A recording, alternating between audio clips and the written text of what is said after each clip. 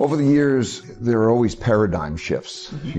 One gets used to a certain type of environment, and then there are periods of time where they shift to a very different kind of environment. For example, the 1920s were the exact opposite of the 1930s. So the transition from the 20s to the 30s shocked people. And so you come to periods of time where something has gone on for a long time, such as the easing of monetary policy, but also the quantitative easing. That paradigm, that leveraging up, for example, can't continue. But yet, late in cycles, people extrapolate that which happened in the past, and so there are these surprises. I think there are always these paradigm shifts.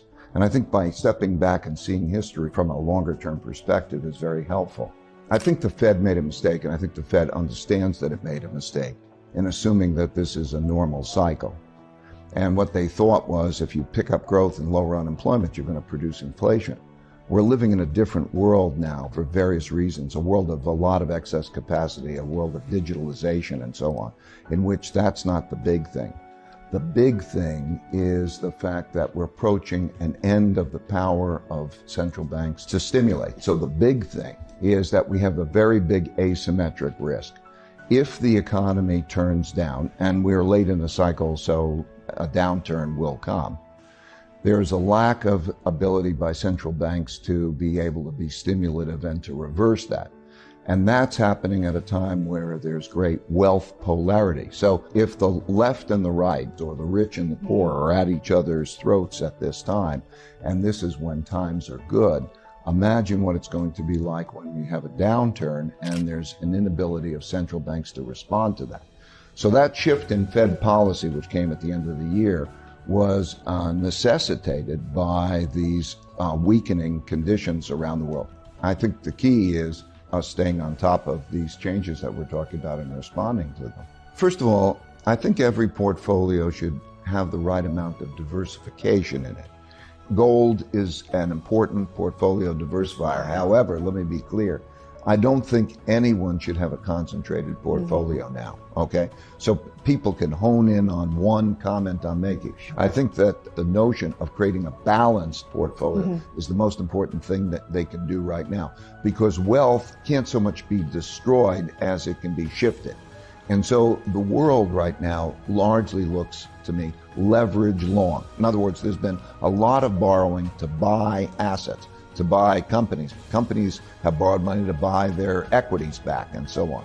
That whole move of leverage long is where the markets is. I think there's a vulnerability, what I'm saying is, to that kind of a portfolio, and that gold is one of the items that can diversify that. I believe it always should be a certain part of a portfolio because there's a certain environment that it diversifies the portfolio well and a certain environment to worry about.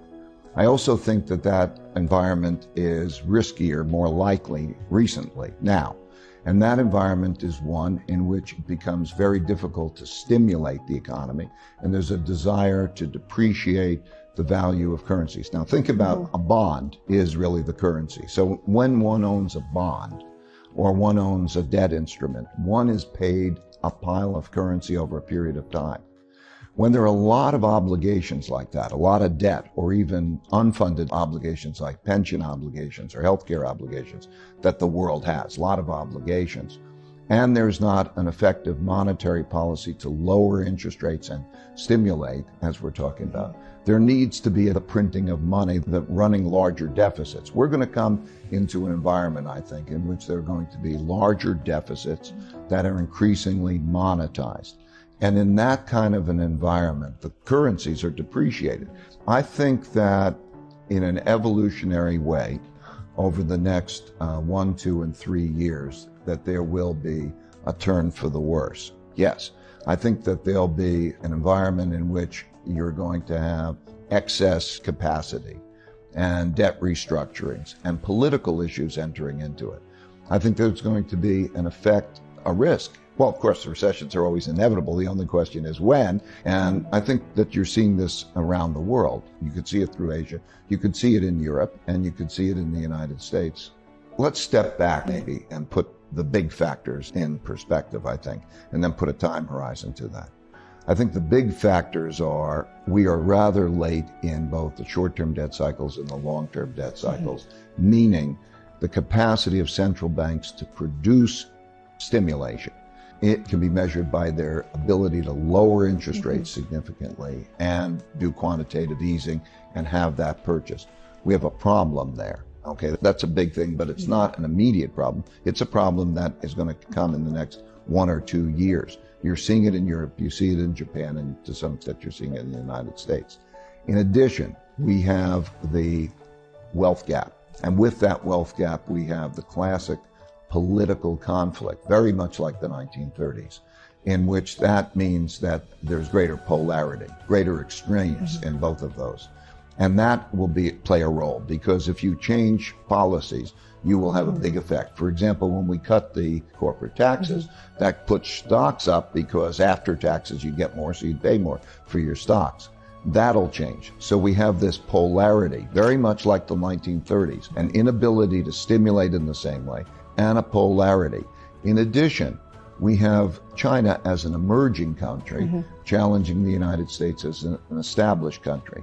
And that creates a theme. That creates a protectionist type of environment, very much like the 1930s. And it also has implications in terms of all sorts of conflict and, frankly, sand in the gears of the efficiency of the economy. For example, the supply lines. In other words, we built an economy in which there was interdependency and efficiency coming from supply lines working in a certain way. Now, as we enter this environment of conflict, there needs to be, for personal security, for the security of the countries, there is a move toward independence. The United States says, I don't want your technologies. And China says, I can't depend on you giving me your technologies. And that changes, that separation changes the nature of the dynamic, which is also an economic influence. Those influences are very similar, as I say, to the late 1930s. They will be dominant. They are evolutionary influences, but they'll play out over the next 1, 2, 3 years, I think, in creating a paradigm shift. The world we're going to be in is a very different world than the world we were in. The world we were in started in 2008 and had to do with central banks printing money and stimulating, and that is reaching its limit. And that's why I think we're going to see a paradigm shift. So what do you mean by a depression? Okay. Something like happened in the 1930s. So just to repeat, 1929 to 1932, there was a fall in the economy and a very double-digit unemployment rates and a magnitude of fall in the economy like about 10%. Do I think we're in that? Yes. How was that dealt with? 1933. What they did is they printed a lot of money. And the government came out with the same type of programs that we're having now. Yes, okay, same thing. Interest rates hit zero, same thing. Okay, same dynamics. And then that money causes an expansion from that point. How long does it take for the stock market to exceed its highs? Or how long does it take for the economy to exceed its former highs? A long time. Okay, do I think that's what we're in? Yes, that's what we're in. We've seen that happen repeatedly in history, many, many times. It's just the most recent one. And there's a structure to that. So yes, this is not a recession. This is a breakdown, an operation that I'm just describing in terms of how it's dealt with, the production of money and credit, and all of that. That's what we're in. I think what you're going to see is a combination you're seeing of printing money and redistribution. And I think it'll last. These things happen pretty quickly. They last maybe a couple of 3 years in terms of that process. And then you have a rebuilding. And they're dealt with creativity. The greatest force through time is inventiveness, human inventiveness, adaptability. So you're going to see these restructurings happen. And it's the power of that adaptation that is the greatest power. I did a study that goes back 500 years, and it shows real GDP, in other words, economic activity going back there. And there's a line. And you don't see these depressions, as we're calling them, even on that line. They barely wiggles. When you go into it and you look at that piece, that's what it looks like. GDP falls 10%, unemployment goes up, and it passes. And because the greatest force is the force of adaptation and inventiveness if we can operate well together. The world will be very different. There'll be a new world order, but it will pass and will be inventive because what we're dealing with now is just money and credit.